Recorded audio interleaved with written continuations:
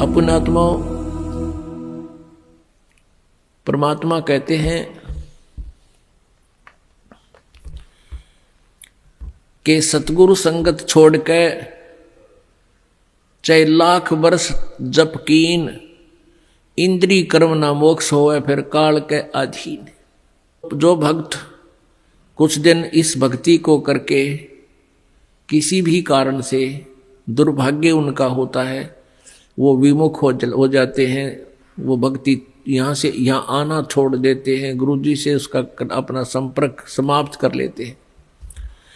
और वो कुछ एक ऐसे नालायक थे, अनजान अनाड़ी थे, वो कहने लगे कि हम तो घर पे भक्ति कर लेंगे। पुण्यात्माओं परमात्मा कहते हैं सतगुरु संगत छोड़ के अर्चे लाख वर्ष जप कीन, इंद्री कर्म ना मोक्ष होए, ना तो कोई कर्म कटे और ना ही मुक्ति होए फिर काल के अधीन। पुण्यात्माओं हमें यहाँ से 21 ब्रह्मांड काल के और सात संग ब्रह्मांड इस परब्रह्म के, इनको पार करके जाना है। और जब यहाँ से भक्ति युक्त प्राणी चलता है, यदि उसके साथ सतगुरु नहीं है, वो नहीं जा सकता 10 कदम भी। रास्ते में पता नहीं कितने कितने बखेड़े हैं। ये काल का बहुत भयंकर जाल है। हमने उन्हीं रास्तों से जाना होता है जैसे हम शरीर में ही हमारे कमल बने हुए हैं। इन कमलों में से हम चलेंगे तो सबसे पहले गणेश जी का लोक आवेगा, और गणेश जी के लोक में हम जाएंगे, गुरु जी साथ होंगे, तो वहां आपका अकाउंट क्लियर करा के आपको फिर आगे ले चलेंगे। और यदि सतगुरु साथ नहीं है और आपकी पिछली पुण्य कमाई पिछली है और आप गुरुद्रोही बने नहीं, वैसे भक्ति छोड़ दी, आना बंद कर दिया, तो वो जो पिछले उस दौरान गुरु जी के संपर्क में रहने के दौरान जो तुमने भक्ति की, ये 7 मंत्र की या 2 मंत्र सतनाम की और सार नाम की, तो गणेश जी का जो जाप आपको दिया जाता है उन 7 प्रथम मंत्र में, उस मंत्र की कमाई से आप जी पहले गणेश जी के लोक में जाओगे। और वहां पर इतने नाच गाने डांस, बड़ी पता नहीं कितने हर तरह की, यानी आत्मा वहां जाती है तो उसका सूक्ष्म शरीर होता है, स्त्री जाती है तो स्त्री वाला ही होता है, पुरुष जाता है तो पुरुष वाला ही होता है। तो प्रत्येक लोक में जाते ही वहां हर तरह के नाचने गाने बकवाद, तो अकाउंट कराना तो भूल जाते हैं, उस रेस्टोरेंट में भ्रमित हो जाते हैं।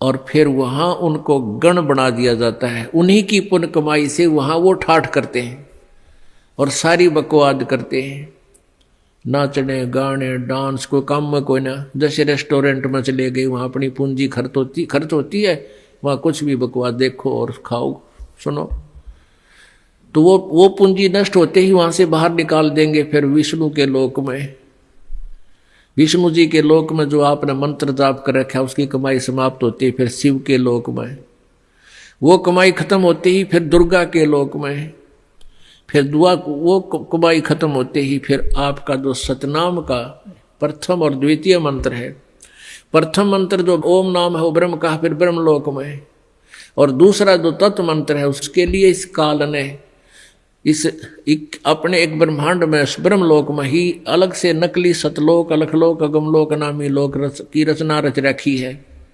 उस दूसरे मंत्र की जो सतनाम के अंदर जो 2 मंत्र हैं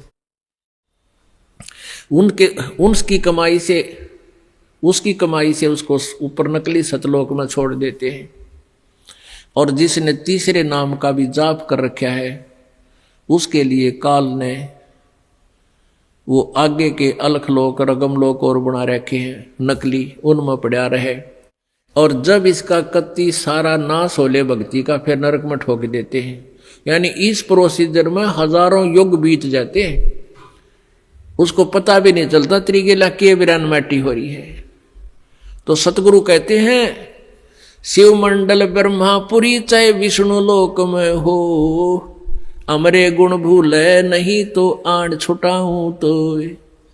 अब कई पुण्यात्मा कोई ज्ञान तो खूब सुन लिया और कोई दुर्भाग्यवश यहाँ से दूर भी हो गए तो वो फिर इससे या तो शिव मंडल में, शिव के लोक में, या ब्रह्मा के लोक में, या विष्णु के लोक में जा रहा है, फिर वहाँ कमाई वह मौज मार रहा है, तो उसके हृदय में यो ज्ञान अंतःकरण में समाया हुआ है।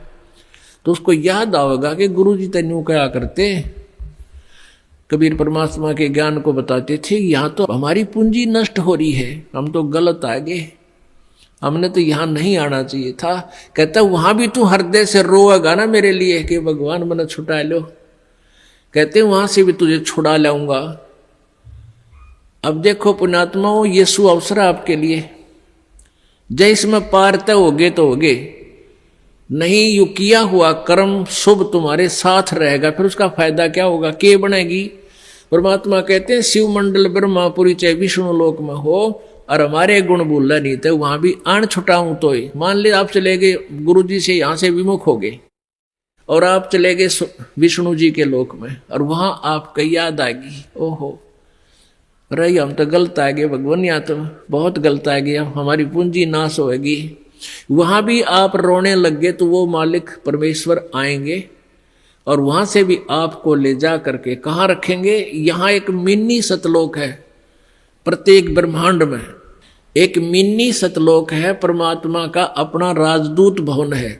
जैसा प्रत्येक देश में प्रत्येक देश का एक राजदूत भवन होता है, ऐसा परमेश्वर का एक स्थान है। तो उन आत्माओं को जिनकी पूंजी व्यर्थ ना होने दी, जिन याद आएगी, उनको वहां से लेकर वहां रख देंगे अपने मिनी सतलोक में और बीज रूप में। और वहां परमात्मा के लोक में, मिनी सतलोक में परमेश्वर की तरफ से सब आपको सुविधाएं आहार मिलेंगे, उससे आपकी पूंजी नष्ट नहीं होगी। उस वापस फिर उस पूंजी के आधार से आपको फिर पटकेगा परमात्मा सतयुग में। सतयुग में आप हजारों लाखों वर्ष तक जियोगे, लेकिन साधना गलत करोगे, क्योंकि आप नीचे आने के बाद भगवान की कति नहीं मानते और जैसा भी काल ने भ्रमित कर रखा है वही साधना पर लगे रहोगे। लेकिन वो सुविधाएं, वो सुख आपको होंगे पूर्व जन्म की कमाई से, भक्ति से। और आप सोच रहे होगे कि मैं जो भक्ति कर रहा हूं, ये साधना कर रहा हूं, मुझे इसी से सुख है। इस प्रकार सतयुग त्रेता द्वापर में आप अपने पुण्यों का नाश कर लोगे, कभी राजा बनोगे, कभी पृथ्वीपति बनोगे, कभी स्वर्ग में जाओगे हैं, और फिर आप कलयुग में होगे।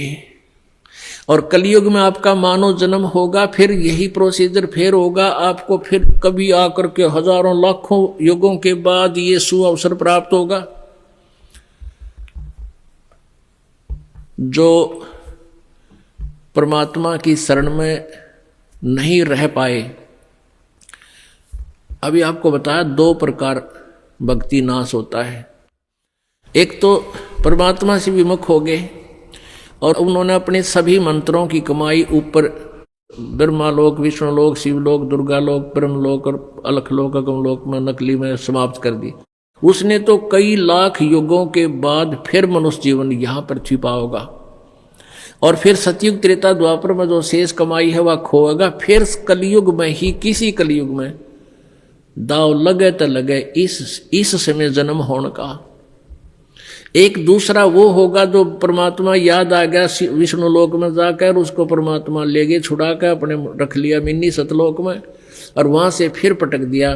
तो वो भी सतयुग से जन्म लेता हुआ बीच में राजा, चक्रवर्ती राजा, पता नहीं के बन के अपने पुनों को बहुत को नष्ट फिर भी कर लेगा। और फिर कलयुग में इसी समय बिचली पीढ़ी में ही दाव लगेगा, लगे तो लगे ना भी लगे।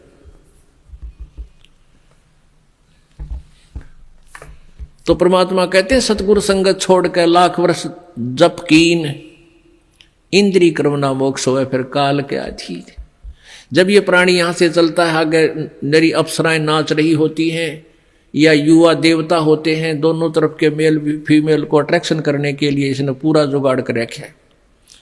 और सबसे बड़ी कमजोरी है इस जीव की, वो फिर भूल जाता है, सब कुछ भूल जाता है और काल के जाल में फंस जाता है।